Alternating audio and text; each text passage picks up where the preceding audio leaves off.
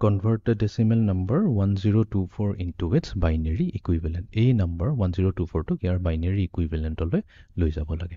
Okay, আমি দীঘলীয়া process-টোৰে কৰিম because আমি যেহেতু টেকনিকবোৰ শিকি আছো কেনেকৈ কনভাৰ্ট কৰে। তো আমাক দিছে 1024 বা 1024 এটা বহুত ইন্টাৰেষ্টিং নম্বৰ হয়।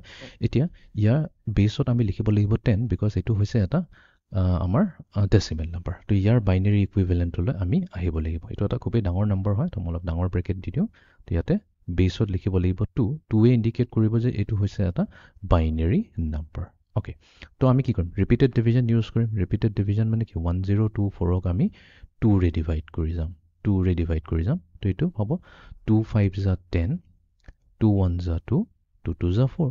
ধুনীয়াকৈ ডিভাইড হৈ গ'ল কিয়? বিকজ 1024 হৈছে এটা ইভেন নাম্বাৰ। তো তাৰ মানে আমাৰ যিটো ৰিমাইণ্ডাৰ আহিব, মই এইটো ডেছ দিছোঁ, ডেছ 0। আমাৰ যোনটো ৰিমাইণ্ডাৰ আহিব, বিকজ আমি ৰিমাইণ্ডাৰ ইউজ কৰি পেলাই আমি কি কৰিব পাৰিম? আমি গোটেই আমাৰ বাইনেৰীটোত ৰিপ্ৰেজেণ্ট কৰিব পাৰিম। তো ফাৰ্ষ্ট আমাৰ যোনটো আহিছে ৰিমাইণ্ডাৰ, সেইটোকে আমি LSB বুলি কওঁ। LSB বা লোৱেষ্ট ছিগনিফিকেণ্ট বিট। নেক্সট আমি কি কৰিম? 512ক আকৌ 2ৰে ডিভাইড কৰিম। চ' 512ক 2ৰে ডিভাইড কৰিলে আমি পাম 256। এইবাৰো কোনো ৰিমাইণ্ডাৰ নাথাকিব, 0 ল'ব লাগিব। দেন 256ক 2ৰে ডিভাইড কৰিলে আমি পাম 128। আহিব আমাৰ ৰিমাইণ্ডাৰ 0। নেক্সট 128ক 2ৰে ডিভাইড কৰিলে আমি পাম 64। ৰিমাইণ্ডাৰ আহিল আমাৰ 0।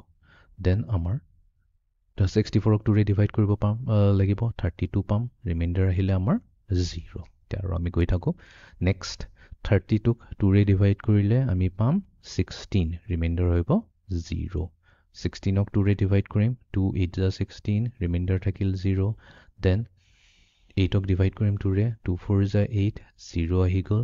দেন 4ক 2ৰে ডিভাইড কৰিম, 2 2 যা 4, এগেইন ৰিমাইণ্ডাৰ আছে আমাৰ 0। এণ্ড দেন ফাইনেলি আকৌ 2ক ডিভাইড কৰিম 2ৰে, চ' 2 1 যা 2 থাকিব আমাৰ 0।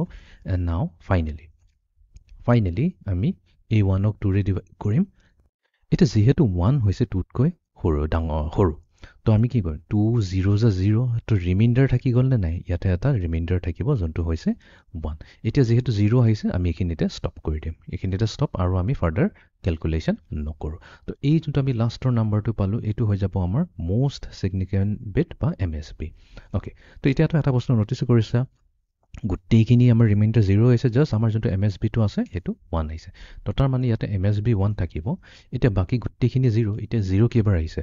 1 2 3 4 5 6 7 8 কৰোঁ 1 2 3 4 5 6 7 8 9 10 10টা আহিছে। 1 2 3 4 5 6 7 8 9 10। তো এইটো হৈ যায় আমাৰ যোনটো বাইনেৰী ইকুইভেলেণ্ট। তো ইয়াতে আমি কি কৰিম?